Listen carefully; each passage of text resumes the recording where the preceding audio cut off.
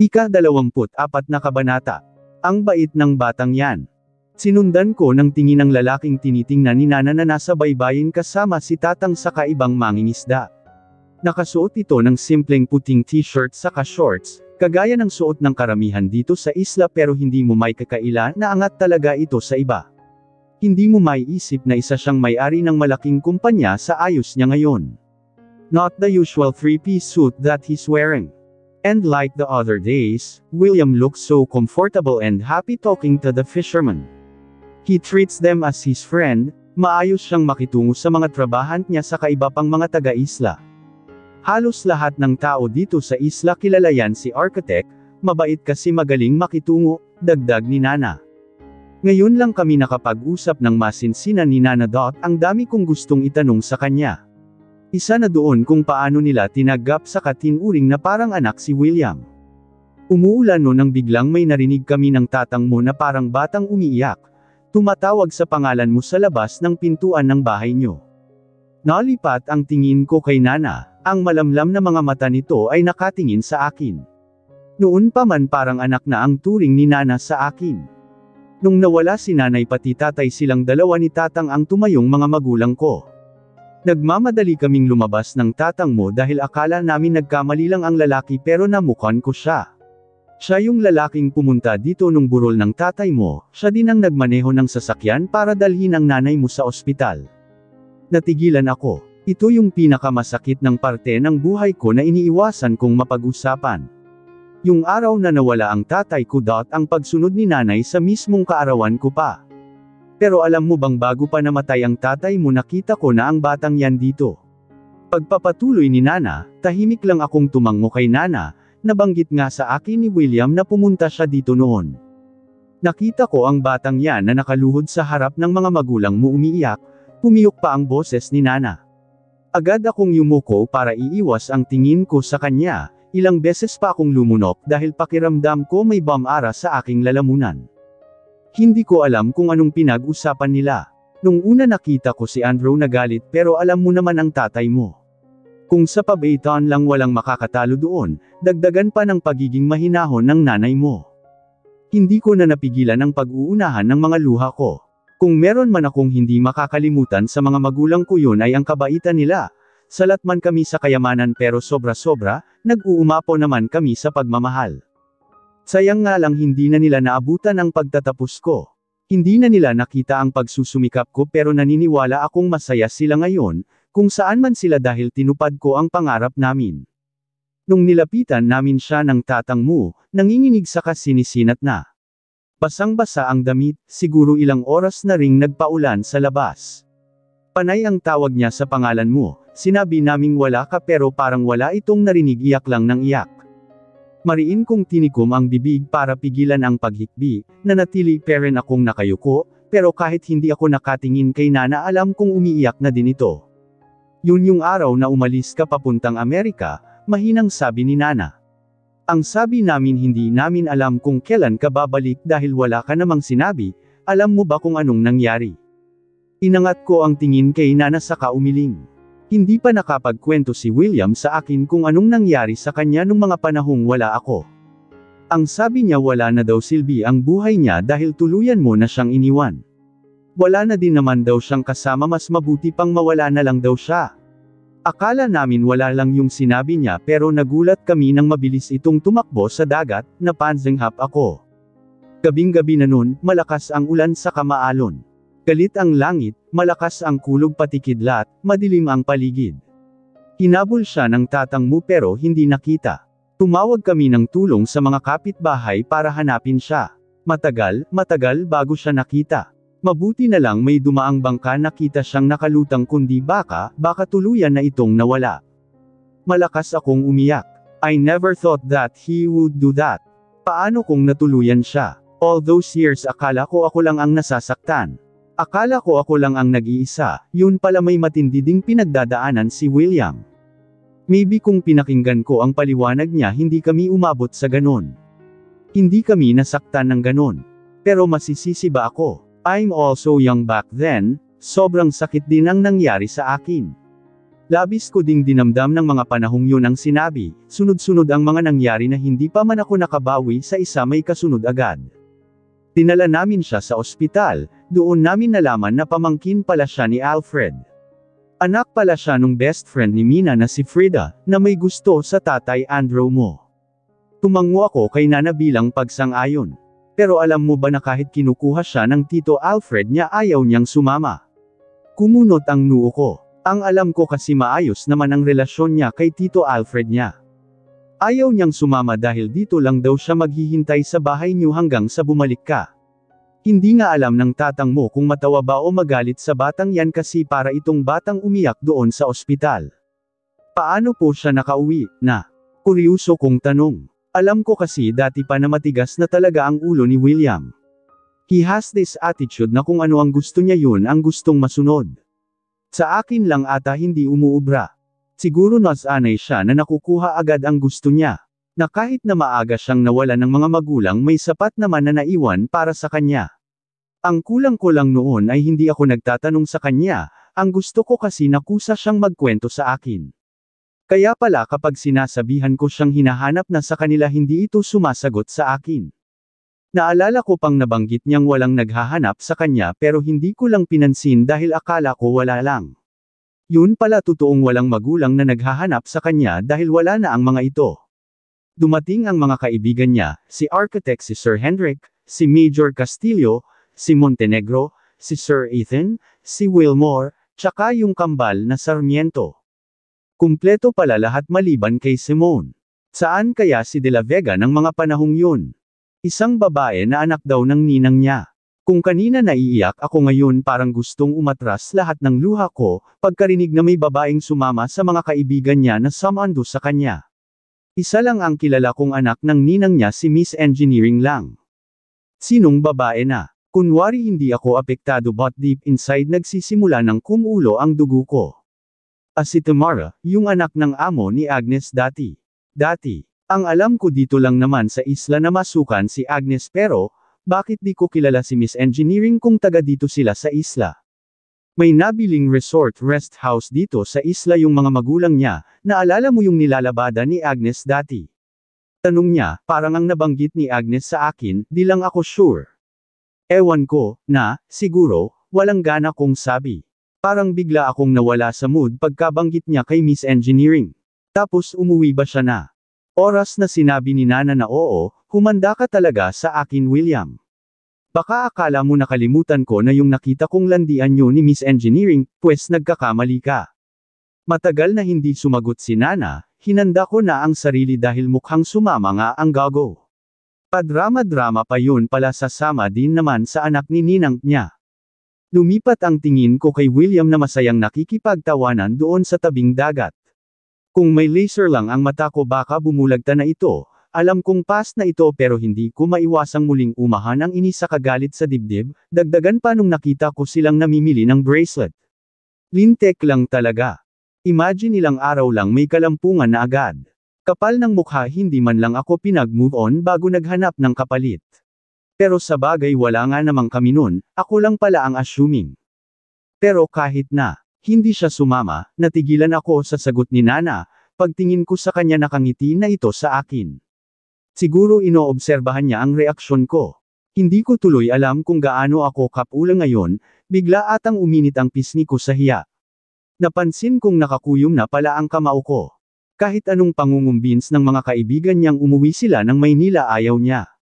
May chopper pang dala dahil akala nila kailangang ilipat si William sa Maynila pero yun pala ayaw niyang sumama. He's really lucky to have friends like them. Matutuwa na sana ako pero naalala ko na meron palang rest house ang mga magulang ni Miss Engineering dito sa isla. Baka ayaw sumama dahil doon gustong tumira. Anong ginawa niya pagkatapos na? Yung babaeng kasama nila anong ginawa? I tried acting cool kunwari hindi apektadong pinuntahan siya ni Miss Engineering, pero sa totoo lang gusto ko nang kalbuhin si William sa mga oras na to. Umiyak si Tamara. Oh. May paiyak-iyak pa pala si ate girl. Go girl laban lang. Bakit siya iiyak kung sa kanya naman sasama si William? Kaya siguro nagpaiwan sa isla na dahil gusto doon sa rest house ng ninang niya. Mukhang nagtutunog ang playa na ako dahil napansin ko ang makahulugang ngiti ni Nana. Agad kong kinalma ang sarili, nagkunwaring chill lang kahit hindi. Ayaw din kasing sumama ni William sa kanya. Ayaw siya nitong kausapin dahil magagalit daw ang langga niya. Kahit wala ka dito panay tawag niya sayo. Para talaga siyang bata na tumatawag sa langga niya. Yung mga kaibigan nga niya niloloko na siya pero wala itong pakialam. Bigla akong pinamulahan ng mukha. Bigla akong na-guilty, sorry daddy langga, binabawi ko na yung panghuhusga ko sayo kanina. Nilaipat ko ang tingin kay William, siguro naramdaman nitong nakatingin ako sa kanya kaya nabaling ang tingin niya sa akin. Malawak ang ngiti nito sa mga labi, saka kumaway nag-flying kiss pa sa akin. Nagtawanan tuloy yung mga kasama niya. Saan siya tumira na? Sa resort ba? Tanong ko. Napansin kong nagbago ang reaksyon ng mukha ni Nana. Mahabang katahimikan, na tila iniisip pa ni Nana kung ano ang dapat niyang isagot sa akin. Napansin kong dam ako ang tingin niya sa kinatatayuan dati ng lumang kubo namin. Maya-maya humugot ito ng malalim ng hininga sa muling tumingin sa akin. Diyan sa kubo sa likod niyo, ang bibig ko pero walang salitang lumabs doon. Si William na may-ari ng kumpanya, isang arkitekto nakitira sa luma sira-sirang kubo namin noon. Ayaw nga sanang pumayag ng tatang mo kasi sa amin mo ibinilin itong bahay niyo pero naawa kami sa kanya. Naisip namin ng tatang mo na sa labas lang naman tsaka luma na din naman yung kubo. Ayaw niya kasi talagang umuwi, ni halos ayaw niyang kausapin ang mga kaibigan niya. Ayaw niya ding sumama dun kay Tamara kahit ilang beses siyang pinilit nito. Tumawag pa nga ang ninang niya pero hindi niya rin sinagot. Nakiusap ang mga kabigan niya sa amin ni tatang mo lalo na si Sir Hendrik pati si Major pansamantalang payagan si William na tumira, dahil ayaw nga niyang sumama pa uwi ng Maynila. Sabay kaming napalingon sa gawin nila William nang malakas na nagtawanan ang mga ito. Napansin kong may dalang kahon ng Red Horse yung isa sa mga kapitbahay tapos may inabot pa ito kay William, na sa palagay ko ay sukli sa pinambili nitong inumin. Maya-maya nakita kong tinawag sila nung isang nasa lilim ng puno, napansin kong may pinapabagay itong apoy doon. Siguro naghahanda ng iihawan nila ng isda.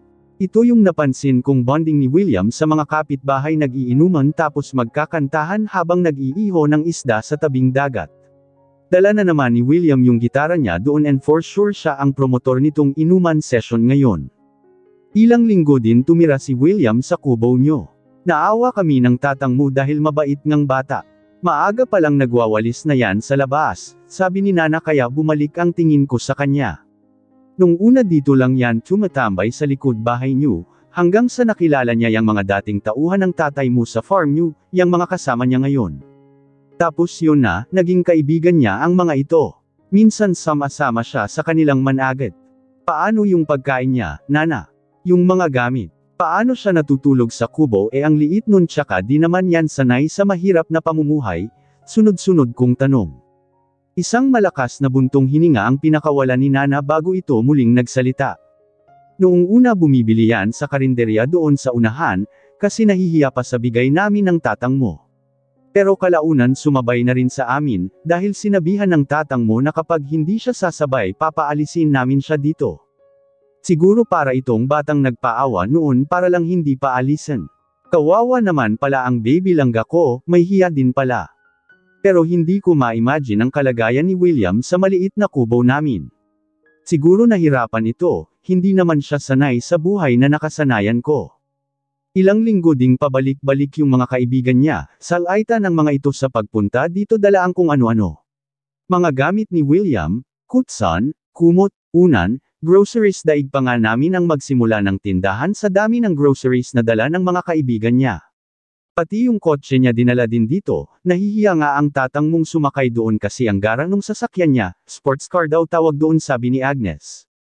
Sigurado madaming nagtataka kung bakit andito si William nung mga panahong yun. Maliit lang naman tong isla for sure, umabot ito sa Tito Alfred niya pero ano naman ang ginawa nito? O di kaya si Mina. Pero ang palagi niyang kasama ay si architect na may project daw doon sa kabilang sitio. Oh, project. Parang nabanggit sa akin ni Agnes na palagi ding tumatambay si Derek doon kina Saphira.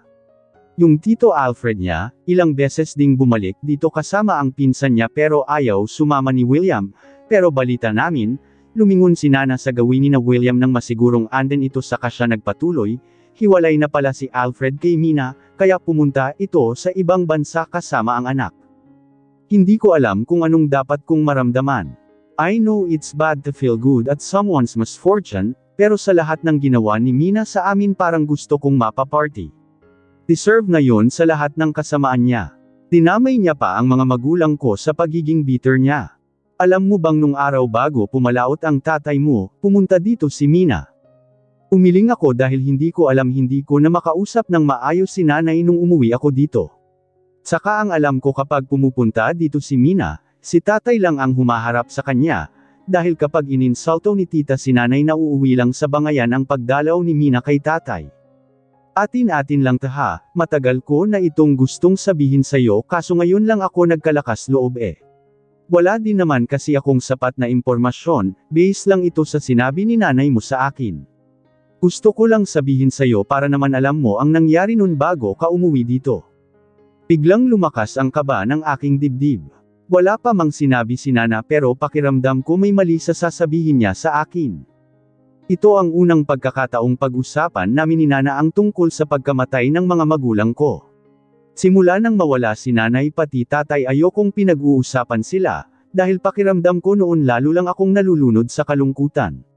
Takot ako na baka kapag napag-usapan namin ang tungkol sa mga magulang ko tuluyan na akong mawala sa tamang katinoan noon. Aminin ko man o hindi pero malaking trauma para sa akin ang nangyari. Nabanggit sa akin ng nanay mo na kaya pumunta dito si Mina para papirmahin ang tatay mo sa papeles para sa resort, tungkol ata sa mana hindi lang ako sure. Ang sabi ni nanay mo hati daw si Mina pati Andrew doon, pero ayaw daw ibigay ng tatay mo ang parte niya dahil para daw yun sa'yo. Sa katanuyan daw yung bahay ng lolo na tinitirhan ni Mina ay nakapangalan pala sa tatay mo, dahil siya yung bunso pero binigay ng tatay mo kay Mina nung pinili niya ang nanay mo. Bali-balita noon pa na gustong ibenta ang resort ni Mina kaso, hindi niya magawa dahil nga kaati ng resort na yon ay kay Andrew. Tahimik lang ako. Alam ko na ang tungkol sa mana ni tatay dahil nabanggit ng abogado, pero hindi ko alam na pumunta dito si Mina para papirmahin si tatay para dito. Meron pa akong sasabihin pero nak, walang ibang nakakaalam nito ha. Yung tatay lang ni Budek na kasama ng tatay mo nung araw bago ito nawala, ang may alam kaso wala na din ito ngayon, patay na. Inurong ni Nana ang upuan niya palapit sa akin sa kanil-ibot ni Nana, ang tingin sa paligid ng masigurong kaming dalawa lang saka pa siya nagsalita. Doon sa farm nyo ng Tahong Pati Talaba, may lumapit daw mga lalaki sa tatay mo. Ang sabi ni Edgar may dalang baril daw ang mga ito kaya hindi siya lumapit. Natakot daw kasi siya na baka bigla na lang silang pagbabarilin ni Andrew doon. Taga saan po? Hindi raw taga dito ang mga lalaki pero may nakilala siyang isa, tauhan daw nung papa ni Tamara. Kunot-nuo akong tumingin kay Nana. Hindi maproseso ng utak ko ang mga sinabi niya sa akin. Kung lumapit man ang mga ito kay tatay baka nagkataon lang. Wala din namang tama ng baril o kung anuman si tatay nung namatay ito. Bakit naman lalapitan ng tauhan ng tatay nung Tamara ang tatay ko, Nana? Hindi naman namin kilala ang mga yon, naguguluhang tanong ko. Totoong hindi namin kilala ang mga yon. Ngayon ko nga lang nalaman na may nabili palang property dito sa isla ang mga magulang ni Miss Engineering. Hindi kami sure ng tatang mo, pero ang balita noon gustong bilhin nung papa ni Tamara ang resort sa tita mo para e-develop sa kapatayuan ng kasino. Naisip namin ni tatang mo na baka tinakot nila si Andrew kaya ito inatake pero hindi kami sure. Pinase lang namin ang lahat sa sinabi ni Edgar na nakita niya. Walang basehan ang sinabi ni Nana pero posibleng may ginawa o may sinabi ang mga lalaking yun kay tatay. May ginawa bang masama ang mga lalaki kay tatay, na? Bahagyang pumiyok ang boses ko. Wala naman daw, ang sabi lang ni Edgar tinutukan lang ng baril si Andrew, pagkatapos umalis na ang mga ito sakay ng bangka nila. Tumango ako pilit pinipigilan ang galit na umahan sa dibdib ko. Ano kaya ang ginawa nila kay tatay nung mga oras na yun? Ano kaya ang nararamdaman ng tatay ko nung puntong yun? Nagalit ba siya? O di kaya natakot? My poor tatay. Magsi-celebrate pa sana kami ng debo ko noon eh. Sasayaw pa sana kami ni tatay, magpapaparty pa kami ni nanay. Magsusuot ng magandang gown, kakain ng mga hinanda nila para sa akin. Madami kaming plano para sa debut ko, pero ang sanay masayang araw ko ay napalitan ng lungkot pati pighati. Kung hindi ba nilapitan ng mga taong yun ang tatay ko, may nangyari kaya dito? Buhay pa kaya hanggang ngayon ang tatay ko? Pero bago pa ako malunod sa masakit na nakaraan, mabilis kong pinakalma ang sarili. May iba pa bang nakakaalam tungkol doon, na? Si William alam niya ba? Mahina kong tanong, ninang niya ang nanay nung Tamara, malamang kilala niya ang tatay nito. Alam niya ba na gustong bilhin ng tatay nung Tamara ang resort? Nanantya pang tumingin sa akin si Nana bago siya nagpakawala ng isang malalim na buntong hininga. Hindi ko alam na kung alam ba William ang tungkol sa resort. Pero ang balita namin, huminto si Nana sa kaalanganing tumingin sa akin. Anong nabalitaan niyo, na? Diretso akong tumingin sa mga mata ni Nana para ipadama sa kanya na hinihintay ko ang sagot niya. May gusto si Tamara kay William. Hindi lang namin sure kung may relasyon ba sila. Nakita din namin isang beses na seryosong nag-uusap si William ang tatay pati nanay ni Tamara. Unti-unti ko nang naramdaman ang pait sa aking lalamunan. Lumalakas na rin ang kalabog na aking dibdib. May kasama pa bang iba na? Si Tito Alfred. Si Mina, tanong ko. Si Mina lang, hindi pa bumabalik si Alfred pati ang anak niya. Kinuyam ko ang kamao sa sagot ni Nana. Konti na lang maluluha na ako, naninikip na yung dibdib ko. Kasama ba si Tamara doon? Halos pabulong ko nang sabi. Hindi sumagot si Nana pero alam ko na inoobserbahan niya ako. Mahabang katahimikan ulit. Kaya alam ko na ang sagot, kahit hindi pa sabihin ni Nana ang sagot sa tanong ko. Kausapin mo muna siya. Hindi naman namin alam kung ano ang pinag-usapan nila. Mabait na bata yang si architect, parehas ko kayong tinuturing na anak. Mahal ko kayo pareho pero ayaw kung maagrabyado ka. Sa amin ka binili ng mga magulang mo, gusto ka naming protektahan ng tatang mo. Tama si Nana, may punto naman siya pero bakit hindi nabanggit ni William sa akin ang tungkol dito? I felt the bitterness in my throat. I know that Tamara is someone close to him since then. Ang hindi ko lang alam kung ano ang posisyon nito sa buhay niya ngayon. Ito bang paglapit ni William sa akin ay totoo na o parte lang ito ng plano nila? Mali ba itong nararamdaman ko ngayon? Mali bang pagdudahan ko ang pagmamahal ni William sa akin? Masisisi ba ako kung maramdaman ko ito ngayon sa kanya? Huwag kang magpadalos-dalos, kausapin mo si William para maliwanagan ka. Isang malungkot na ngiti ang pinakita ko kay Nana bago ako tumango. Ayos lang ako, na. Huwag kang mag-alala, hindi na ako ang dating Mara.